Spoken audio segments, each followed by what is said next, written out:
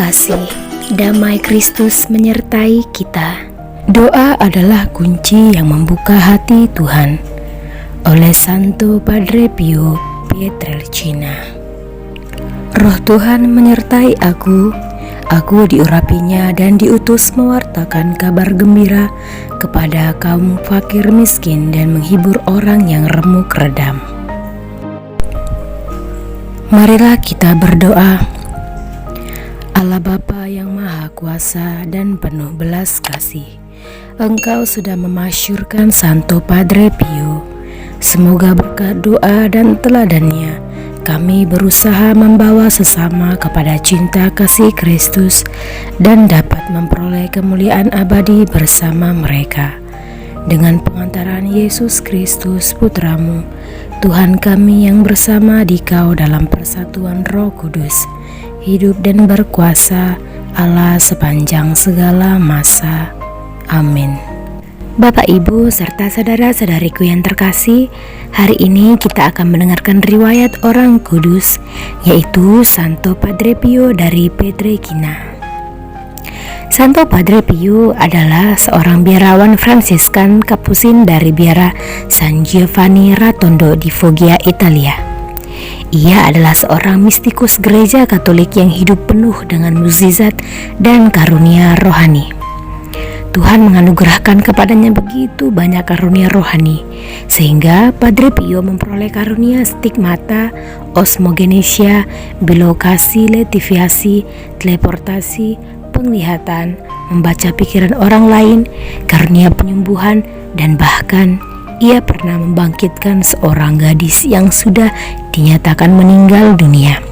Setiap hari selalu ada ratusan, bahkan ribuan orang yang berusaha untuk bertemu dengannya.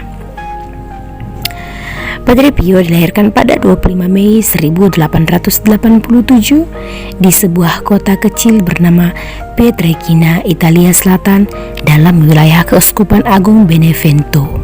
Ia adalah anak kelima dari 8 orang bersaudara. Keluarganya petani, ayahnya bernama Grazio Forgione dan ibunya Maria Giuseppa de Nunzio. Sejak 5 tahun, Padre Pio dianugerahi penglihatan surgawi dan juga mengalami penindasan-penindasan setan. Selama 50 tahun imamatnya, Padre Pio menjalin persatuan yang akrab mesra dengan Tuhan melalui Ekaristi Kudus. Yang paling luar biasa dalam hidupnya bukanlah mukjizat, penyembuhan ataupun pertobatan orang dengan perantaraannya, melainkan pelayanannya di altar, mempersembahkan kurban kudus misa, di mana ia menjadi satu dengan Kristus yang tersalib. Padre Pio dinyatakan sebagai venerabilis pada 18 September 1997 oleh Paus Yohanes Paulus II. Pada 2 Mei 1999 dibeatifikasi dan akhirnya ia dikanonisasi pada 16 Juni 2002 di Roma oleh Paus yang sama. Gereja memaklumkan bahwa pesta liturgis Santo Padre Pio dari Pietrelcina dirayakan pada 23 September. Demikianlah riwayat orang kudus Padre Pio. Semoga Tuhan memberkati kita lewat kekudusan dari Santo Padre Pio. Amin. Bacaan pertama. Janganlah aku kau beri kemiskinan atau kekayaan, melainkan hanyalah kebutuhan hidupku secukupnya. Pembacaan dari kitab Amsal. Semua firman Allah adalah murni. Ia adalah perisai bagi orang-orang yang berlindung padanya. Jangan menambahi firman-Nya supaya engkau tidak ditegurnya dan dianggap pendusta.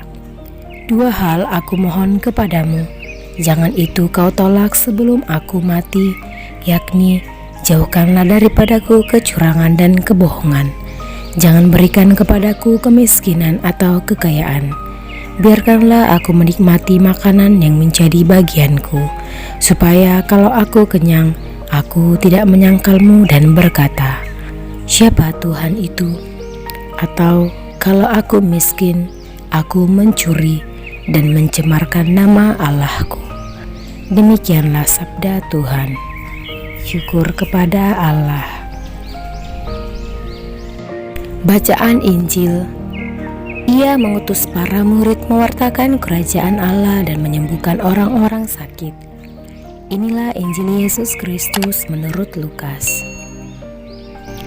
Sekali peristiwa, Yesus memanggil ke-12 muridnya, lalu memberikan tenaga dan kuasa kepada mereka untuk menguasai setan-setan dan untuk menyembuhkan penyakit-penyakit. Ia mengutus mereka untuk mewartakan kerajaan Allah dan menyembuhkan orang-orang. Yesus berkata kepada mereka, "Jangan membawa apa-apa dalam perjalanan. Jangan membawa tongkat atau bekal, roti atau uang, atau 2 helai baju. Apabila kalian diterima di suatu rumah, tinggallah di situ sampai kalian berangkat dari situ. Dan kalau ada orang yang tidak mau menerima kalian, keluarlah dari kota mereka dan kebaskanlah debunya dari kakimu sebagai peringatan terhadap mereka. Lalu pergilah mereka dan menjelajah segala desa, sambil memberitakan Injil serta menyembuhkan orang sakit di segala tempat. Demikianlah Injil Tuhan. Terpujilah Kristus." Bacaan Amsal hari ini kembali mengingatkan kita untuk bersikap bijaksana dalam hidup ini. Bukan berarti kita tidak boleh kaya, karena dengan kekayaan yang kita miliki, kita bisa membantu pekerjaan Allah dan memperluas kerajaannya di muka bumi, serta membantu sesama yang sedang kesulitan. Tetapi juga bila kita miskin, bukan berarti ada kesalahan dalam hidup kita atau Tuhan marah dan mengutuk kita. Karena dalam kesederhanaan, hati kita lebih mudah bebas dari keterikatan akan materi duniawi.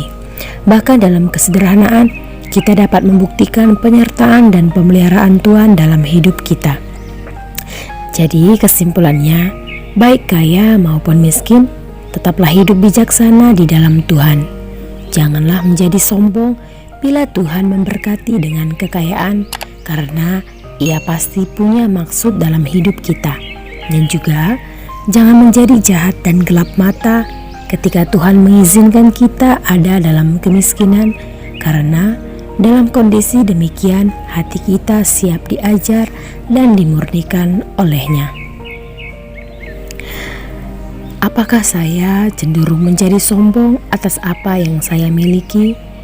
Ataukah saya menjadi gelap mata karena tekanan hidup yang saya alami?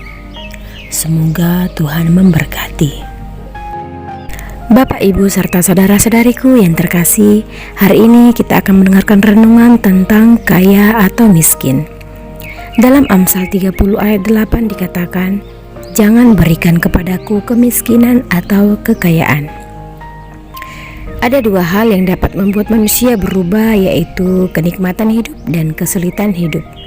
2 hal ini bila tidak diwaspadai akan merubah pikiran dan hati manusia menjadi jahat. Penulis Amsal yang kita baca hari ini menyadari bahaya dari kedua hal ini. Oleh karena itu, ia berdoa dan meminta Tuhan agar tidak memberinya kemiskinan atau kekayaan. Marilah kita berdoa. Terima kasih ya Yesus atas sabdamu hari ini. Engkau mengajak aku untuk terus-menerus membaharui diri. Engkau juga mengajari aku untuk bersikap rendah hati kepada sesama. Berkatilah usahaku untuk bersikap penuh kasih, terutama kepada mereka yang menyakiti hatiku. Amin.